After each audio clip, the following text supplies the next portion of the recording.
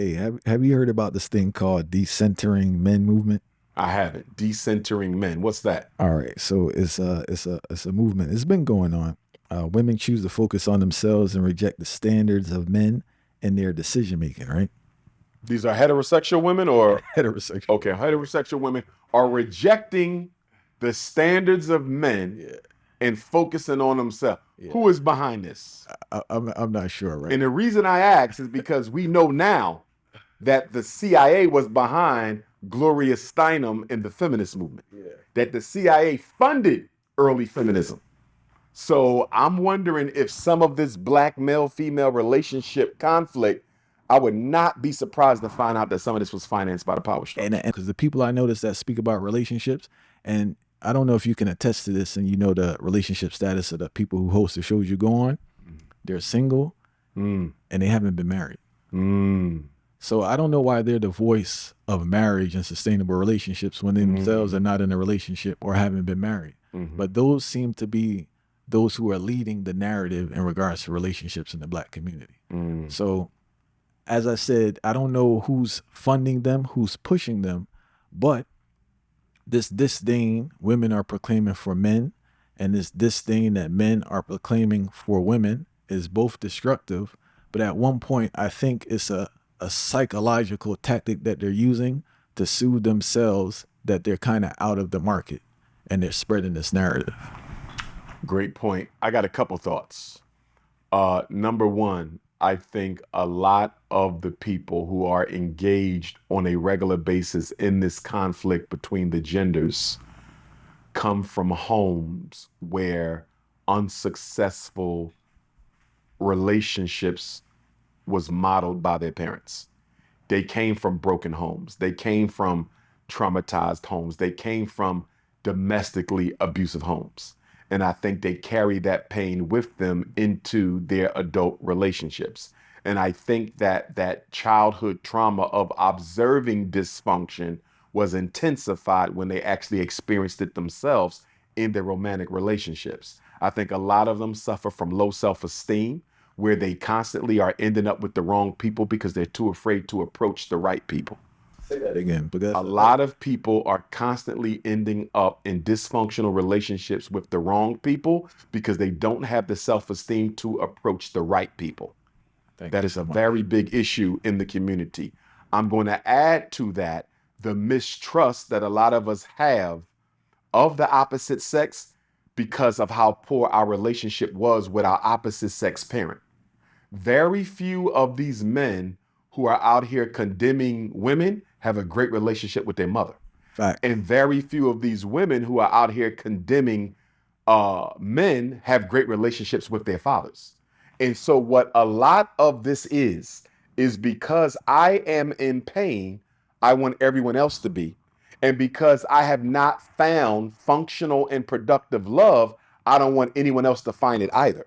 And what I'm seeing is men and women who are selfishly trying to indoctrinate other people with their dysfunctional views of the opposite sex in hopes that they don't find a good situation. It's almost as if I didn't succeed and I don't want none of you to succeed. And the best way to do that is to convince you there are no good black women. The best way to do that is to convince you that there are no good black men. On this love piece, I think that you have traumatic people, traumatized Africans leading the discourse. It's the same thing when we talk about polygyny. When you talk about polygyny, you only hear from successful, single black women who are so astoundingly gorgeous and so economically elite that they are in a position where they may never have to share their husband, right? But you don't represent the norm. But guess what? They will block the door. You will never hear from the mother with 6 kids. You will never hear from the woman on public assistance who's been married twice and neither relationship worked out. You're not going to hear from the sister who had to go to jail because she had to take out her spouse for, abusing her, and now she's back out here trying to build a family.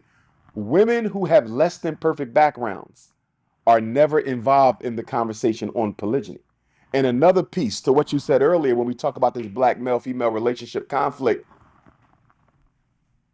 married couples tend not to enter in the discourse. Facts, man.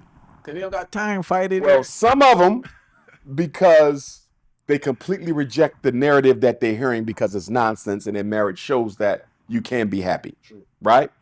But then a lot of them are not getting involved in the discourse because although they are in a good marriage, they were not great parents. And some of their children are the ones out here leading the charge to destroy the opposite sex.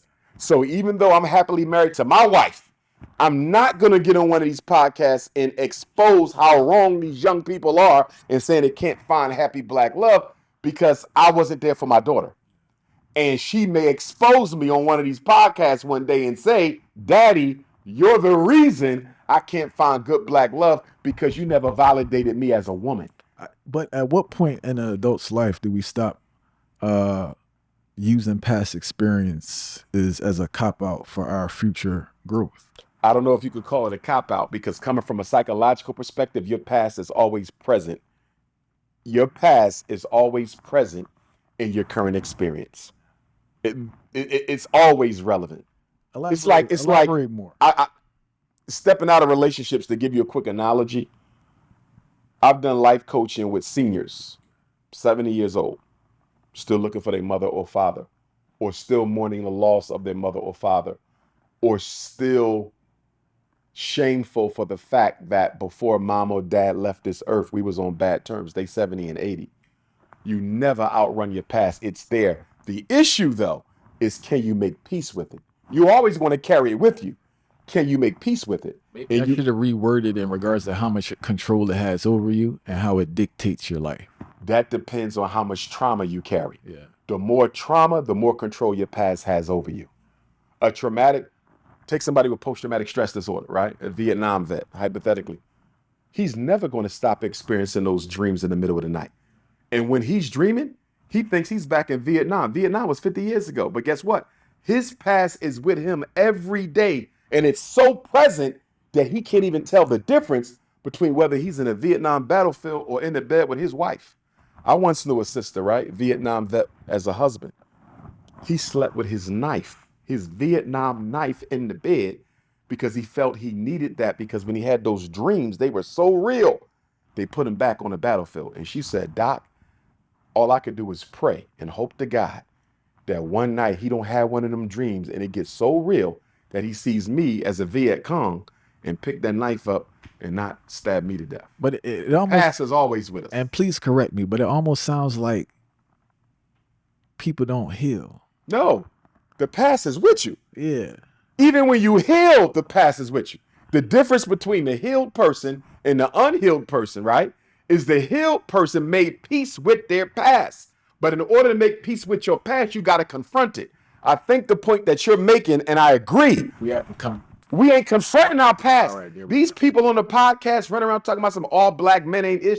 How can you say that about millions of people? How many relationships have you had? I had 10 relationships. If that. They're like 3. And you generalized everybody. You know why? Because the first thing I'm going to say in life coaching, because they're not going to admit this on the podcast. They never going to admit this in the podcast. Life coaching, tell me about the relationship with your father. Boom, everything comes out. Everything comes out. Because the relationship you had with your opposite sex parent or surrogate, because it could have been step parent, could have been aunt, that relationship is predictive of your future romance with anybody else of the opposite sex. I cannot separate my relationship with my mother from the relationship I have with any woman because my mother is my first love affair, not sexually, psychosocially. If you had a good love affair with your mother, you can go and love a woman. If a woman had a good love affair with her father, she can go and love a man. But if you didn't, you always going to be suspicious. Let me give you this. Half these people talking about they've been done wrong. I bet you if we interviewed a person who they claim who did them wrong, half of them, it was all in their head. It was all in their head. You are literally making assumptions of what this person is or isn't doing based on your past trauma. And that's why you always hear me say, traumatized people should not date because you're nothing more than a spiritual vampire. You're taking all your baggage, putting it in this person's life, and when they grow intolerant of dealing with it, you claim that they did nothing but waste your time. When the truth of the matter is, they wanted to give you an honest chance at love, but you couldn't make peace with your past because you was too afraid to confront it. And another part I have with this whole dialogue that's so popular now and And support. there's no healing involved in it. I There's know, no, I don't see anybody saying, okay, y'all, we know how we feel. Can we start to heal now? but there's another part, man. They're starting to muddle the reality about marriage. It almost seems as perfectionism now. So the I agree. relationship is I just agree. not perfect across the board. It It ain't needs no to, use getting yeah, involved it in it. needs to be terminated right away. And we're not talking about abuse or craziness, right? But Understood. as you know, in Understood. any relationship, there Ups are and ups and downs. downs. Ups and downs. But they're not. There's no narrative or there's no They dialogue. want they want a guarantee of success before they enter the field. You know what that sounds like? It sounds just like black folks. We want a guarantee of success before we organize and do anything about our situation. Dr. Umar, you got to guarantee me when we build this black hospital, it's going to work. It's only going to take this amount of money and this amount of time. And we ain't going to really have no issues on our way to building that hospital or this school or this supermarket. And if there's going to be any issues at all, I don't want to be a part of it. Do you know what they're saying?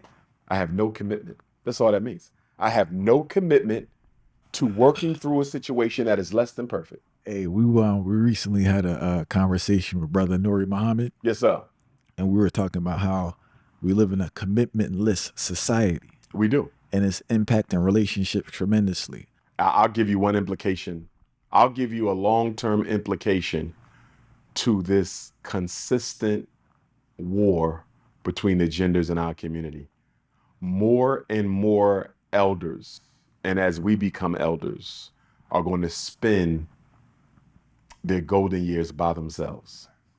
And nothing bothers me more than when I see an elder living alone. Because when they transition, nobody may know for days. I see queen mothers alone. I see the Babas alone. We definitely are not meant to be that way. And I think the reason why it's so easy for us to call it quits on the romance is because our families often do not function as collectives either.